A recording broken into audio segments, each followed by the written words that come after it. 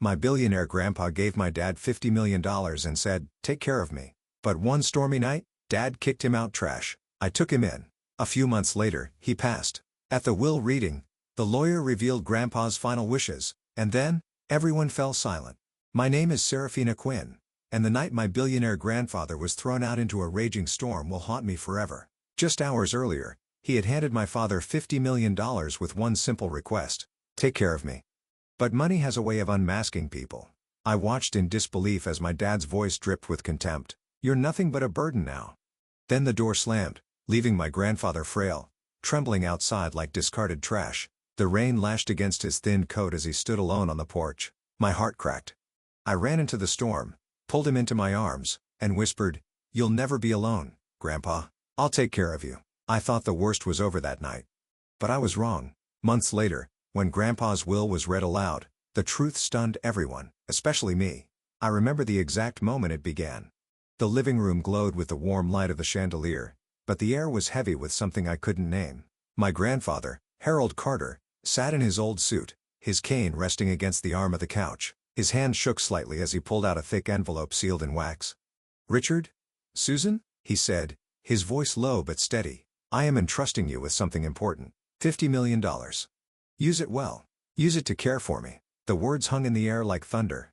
My mother gasped, pressing a hand to her chest in mock surprise. My father, Richard, blinked hard, as if trying to decide whether he'd heard correctly. Then his lips curled into a smile so wide it made my stomach turn. "50 million?" he stammered, then forced out a laugh. "Dad, you shouldn't have. But of course, you'll be safe here with us." Susan quickly added, her voice dripping with honey. "Oh father, you've made the right choice. We'll take care of everything. You won't have to worry about a single thing." She leaned forward, touching Grandpa's arm with rehearsed affection. But I saw it, the glint in her eyes, sharp and hungry. I'd seen that look before, when she played poker with neighbors and pretended to lose only to take everyone's money in the last round. Grandpa nodded, almost as if he already knew what game they were playing, but he said nothing. Instead, he placed the envelope on the table between them. I could almost hear my father's heartbeat racing as he picked it up, clutching it like a holy relic. I stood in the corner, invisible as always, watching this performance. My father was never good at hiding his greed, and Susan's smile was too perfect to be genuine. The tension beneath their words was louder than any promise of care. "Don't worry, Serafina," Richard said, turning toward me with a booming laugh. "Your grandpa will have the best life possible under this roof. We're family, after all." His words made my skin crawl. Because when my father said family, he meant ownership, and when he said care, he meant control. Grandpa glanced at me then, his eyes softer, almost apologetic. For a brief second, I wondered if he regretted what he had done, handing over not just his fortune but his dignity to a man who saw him as a ledger, not a father. I wanted to speak, to say don't trust them, but my throat closed up, so I said nothing. I only smiled faintly at him, hoping he'd see the truth in my eyes. That night, as the sound of glasses clinking and laughter filled the house, I sat awake in my room, staring at the ceiling. The gift that should have been a blessing felt like a curse, and deep down, I knew it would poison everything that followed. At first, everything looked perfect. My parents transformed the house into a stage for their new roles as devoted caretakers. My mother, Susan, woke early each morning, laying out crisp white napkins and pouring Grandpa a steaming cup of coffee. My father, Richard, would stroll in with exaggerated cheer, patting Grandpa's shoulder like he was the most cherished guest. "See, Dad?" Richard would beam. "This is your home now. You'll never want for anything again." But I could hear it in his tone, too polished, too forced, like lines from a play rehearsed one too many times. For a few weeks, my grandfather seemed to accept it.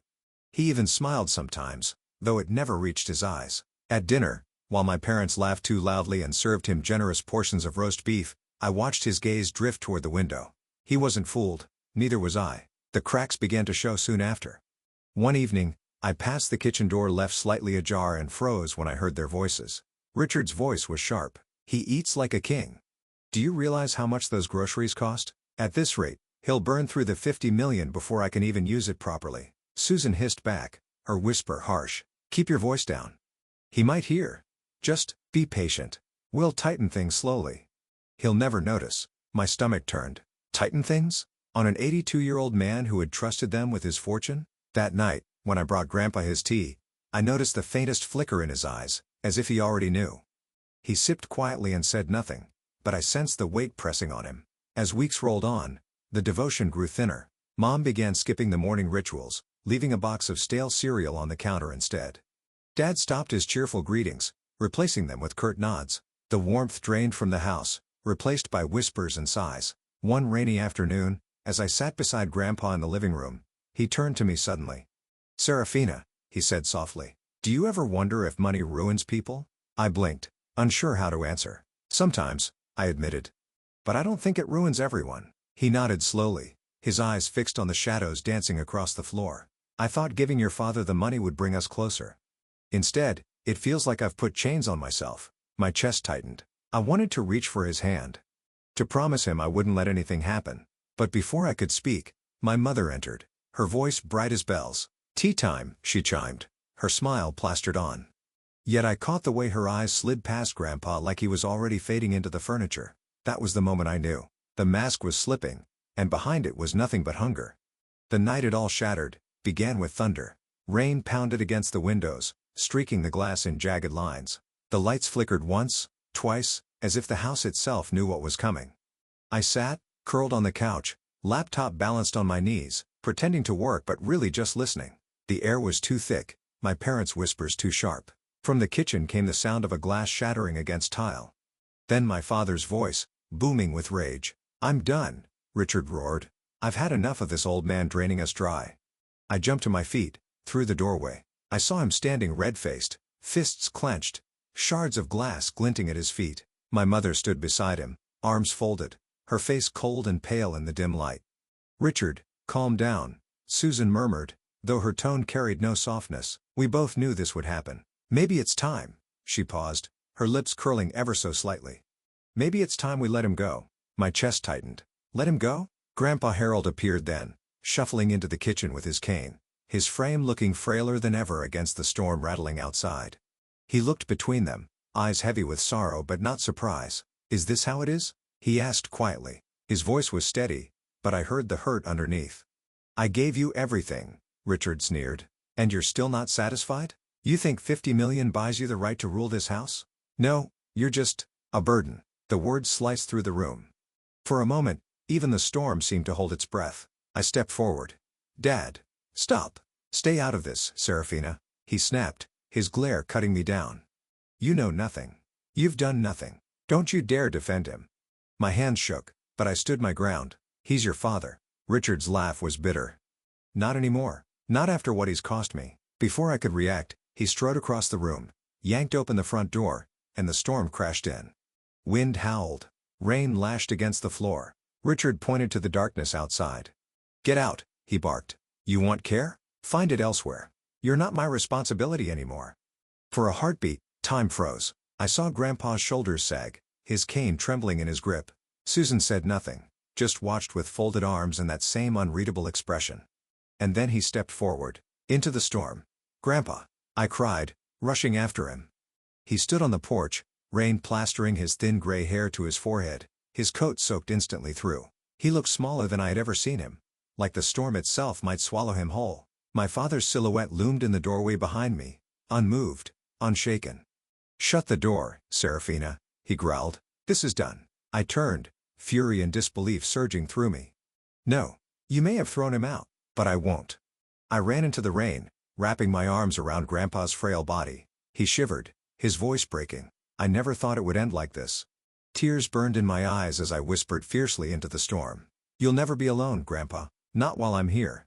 Behind us, the door slammed shut with a final thud. And just like that, the chapter of my grandfather's life in that house ended not with love, but with exile. I pulled him close, shielding him from the rain, and guided him into the night. My heart pounded, but one thing was clear. Whatever came next, we would face it together. The storm that night never really ended. It followed us in silence, trailing behind every step we took toward my tiny apartment on the edge of town. The building was old, its paint peeling, the hallway lights buzzing faintly like dying fireflies. Hardly the kind of place for a billionaire, but it was all I had. I opened the door and guided Grandpa inside.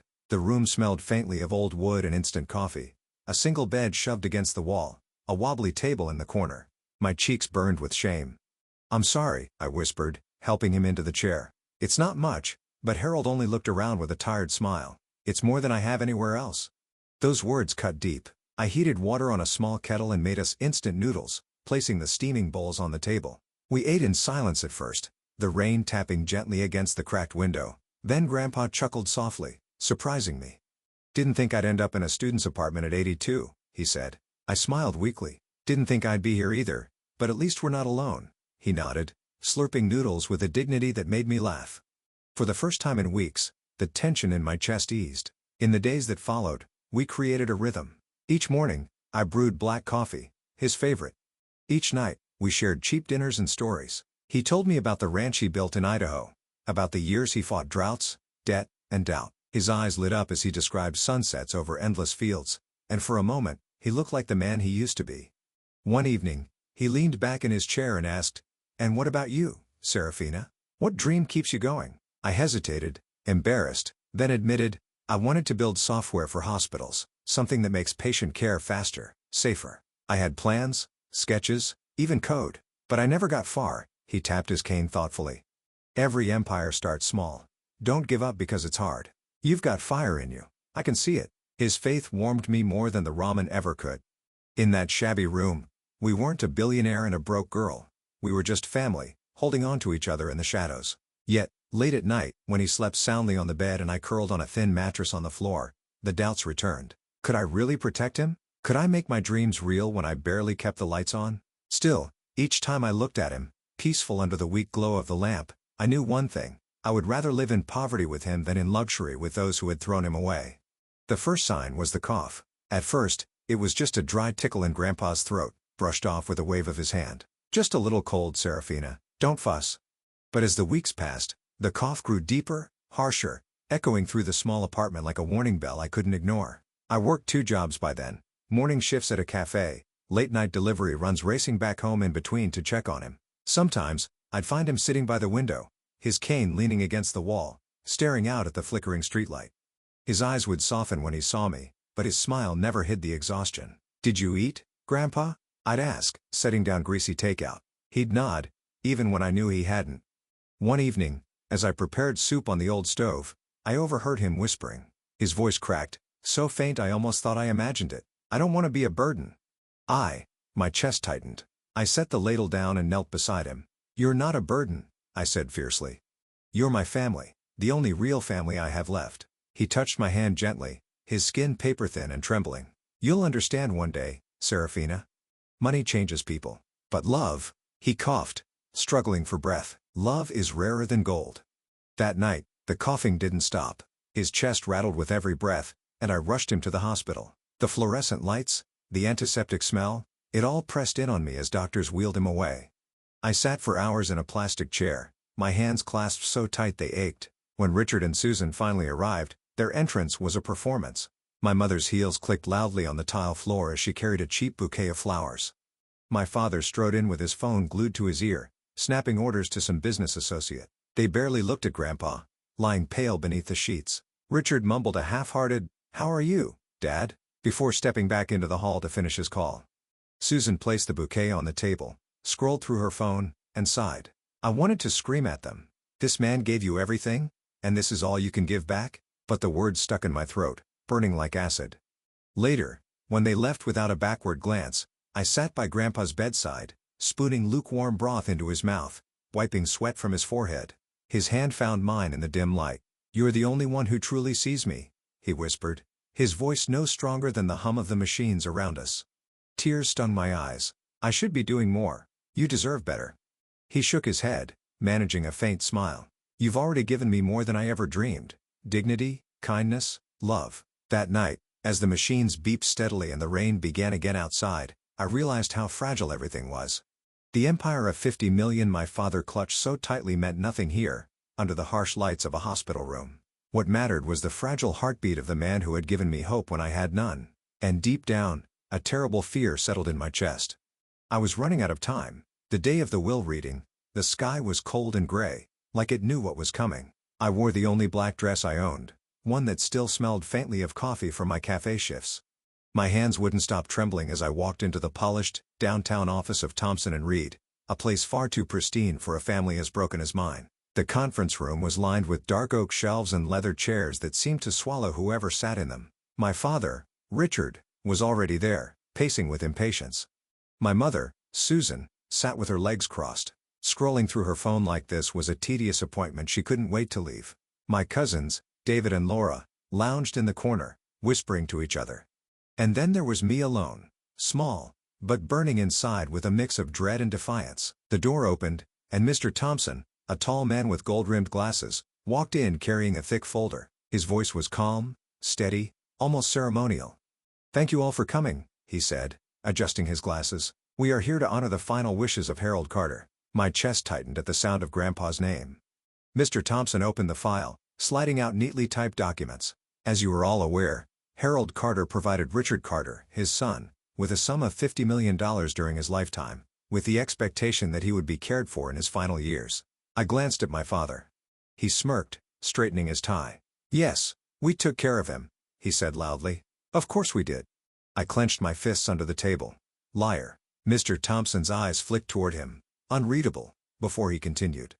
"However, what many of you may not know is that Harold Carter's assets extended far beyond that sum. At the time of his death, his estate was valued at approximately," he paused, looking around the room, $200 million. The room went silent. I swear I could hear my own heartbeat thudding in my ears. "What?" Richard's voice cracked. $200 million? That's impossible." Susan's phone slipped from her hand onto the table with a sharp clatter. David's jaw dropped. Laura let out a soft gasp.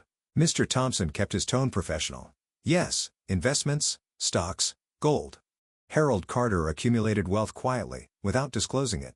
And per his legally notarized will, he has left his entire remaining estate to," I held my breath, "Serafina Quinn." The words echoed like thunder. My father shot to his feet, his chair screeching across the floor. "What?" His face was crimson, veins bulging in his neck.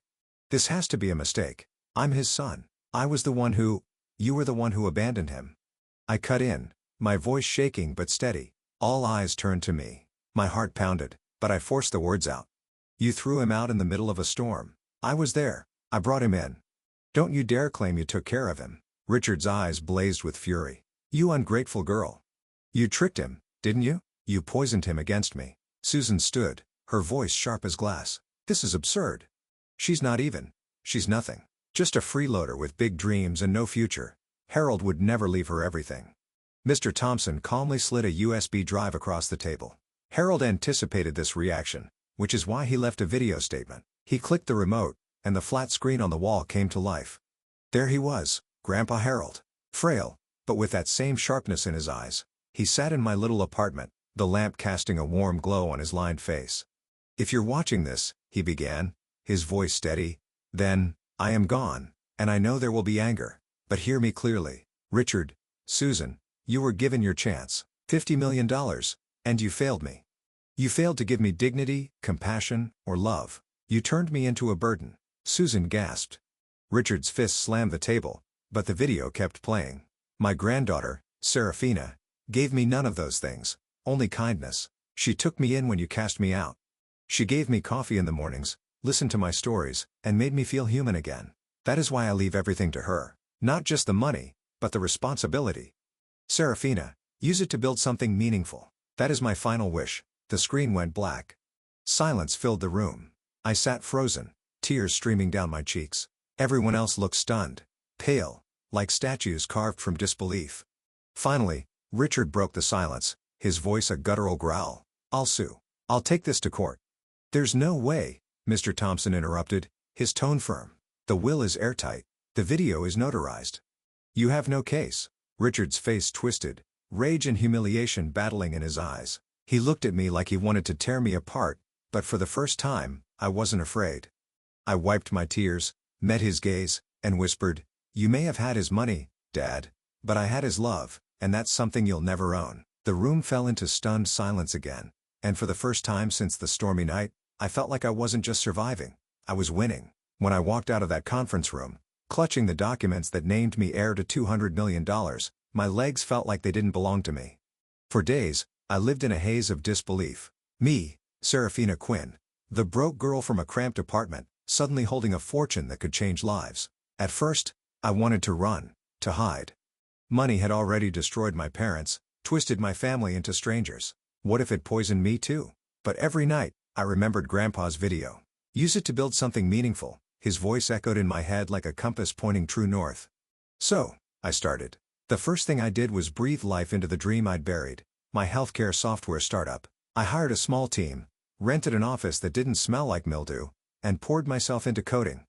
Each line of code felt like a promise to Grandpa that his legacy wouldn't rot in bank accounts but grow into something that saved lives. But I knew that wasn't enough. One morning, as I walked past a nursing home with peeling paint and broken windows, I stopped cold. The residents sat slumped in wheelchairs, staring blankly at a TV in the corner. The sight made my stomach twist. That could have been Grandpa. That was Grandpa, in a way discarded, unloved, unseen. That day, I made a decision. I would build a place where no elder would ever feel like trash again. I called it Harold's Haven. Construction began in the spring. I oversaw everything, from the gardens filled with wildflowers. Grandpa loved to the library, lined with books he once read to me. Each detail was a piece of him. The staff I hired weren't just nurses. They were people with compassion in their eyes, people who understood that dignity mattered as much as medicine. The grand opening was modest, no flashing cameras, no headlines. Just a small gathering of new residents, their families, and me. As I cut the ribbon, tears welled in my eyes. I could almost see Grandpa leaning on his cane, smiling quietly, proud but never boastful. That night, as I walked the halls of Harold's Haven, hearing laughter from the activity room and soft music from the garden, I whispered, "I did it, Grandpa. We did it." For the first time since the stormy night he was thrown into the rain, I felt something lift off my chest.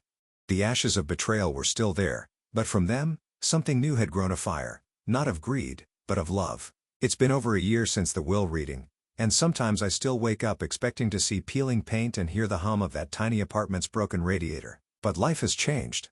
Not because of the money, though it gave me tools I once only dreamed of, but because of what Grandpa taught me. On weekends, I walk through the garden at Harold's Haven, where roses bloom beside benches carved with quotes about love and dignity. Residents sit under the oak trees, some playing chess, others telling stories that echo with laughter. Each smile feels like a quiet victory. Every time I see an old man sip his coffee just the way Grandpa used to, my heart swells. My startup too has grown beyond my imagination.